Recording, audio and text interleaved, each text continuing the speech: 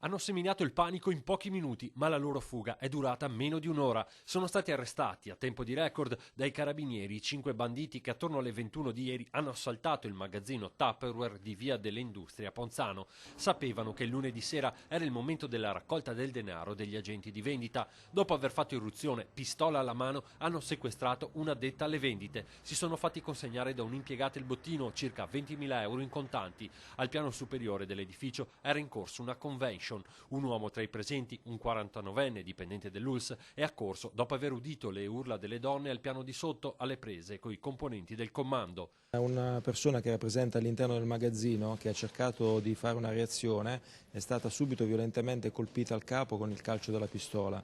Quindi questo ci ha fatto capire che ci trovavamo di fronte a dei professionisti molto determinati e che per portare a termine la loro azione criminosa non badavano anche a usare la violenza. L'uomo colpito con il calcio della pistola è stato soccorso e portato in ospedale, dove ha ricevuto una prognosi di 15 giorni. Subito è partita la caccia ai rapinatori, scappati a bordo di una Panda bianca rubata e poi ritrovata nei pressi del cimitero di Villorba.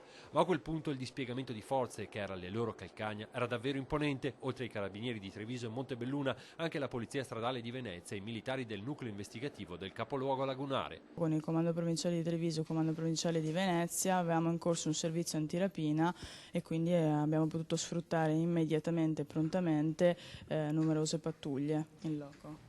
I rapinatori sono 4 siciliani ed un campano, risiedono tutti in provincia di Venezia, tra Mestre e Spinea. La fuga di 2 di loro si interrompe a Treviso con l'arresto da parte dei carabinieri. A bordo della Punto Azzurra viene trovata la busta con i 20.000 euro. Gli altri 3 vengono fermati nei pressi di Mestre. Ora tutti e 5 sono in carcere a Santabona accusati di rapina.